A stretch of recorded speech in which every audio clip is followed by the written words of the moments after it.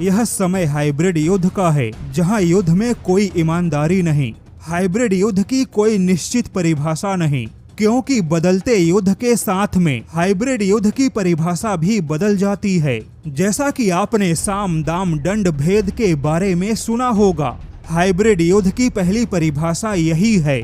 लेकिन आज के समय में छल कपट धोखा जाल में फंसाना, हथियारों का इस्तेमाल करना, झूठी खबरें फैलाना, साइबर अटैक करना या डेटा चुराना, यहाँ तक कि किसी देश का पानी रोकना भी हाइब्रिड युद्ध का हिस्सा है।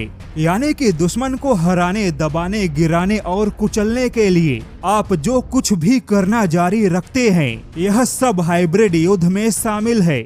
और इसी हाइब्रिड युद्ध में चीन बहुत तेजी से ग्रेफाइट बम और हाई पावर माइक्रोवेव जैसे हथियार विकसित कर रहा है।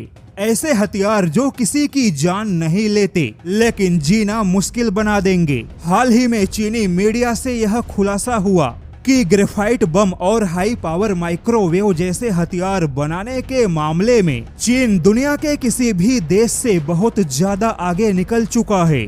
अब सवाल है कि ऐसे हथियारों का इस्तेमाल कैसे होगा।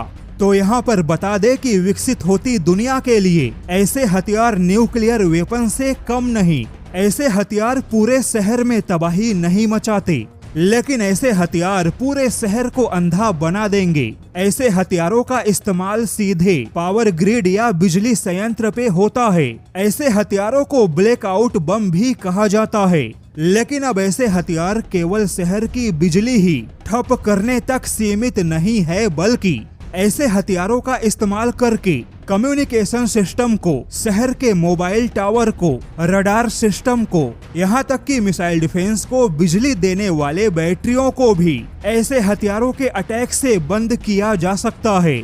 यानी कि ऐसे हथियार अब सेना के उन हथियारों के लिए भी घातक साबित होंगे जिन हथियारों के संचालन में बिजली या बैटरियों का इस्तेमाल होता है। कल्पना कीजिए, रडार सिस्टम खड़ा है, मिसाइल डिफेंस भी तैनात है, लेकिन यह सारे हथियार काम नहीं कर रहे, क्योंकि ग्रेफाइट बम या हाई पावर माइक्रोवेव के अटैक से उन हथियारों की बिजली सप्लाई ठप हो गई। यकीन मानिए, चीन कुछ इसी प्रकार के युद्ध की तैयारियां कर रहा है। हालांकि अब सवाल है कि क्या भारत ऐसे हथियारों से अपना बचाव कर सकता है? तो इसका जवाब लगभग हाँ है। सबसे पहले तो भारत को ग्रेफाइट बम के अटैक को जमीन से 500 मीटर की ऊंचाई पे रोकना होगा, और ऐसा करने की क्षमता भारत के पास मौजूद है।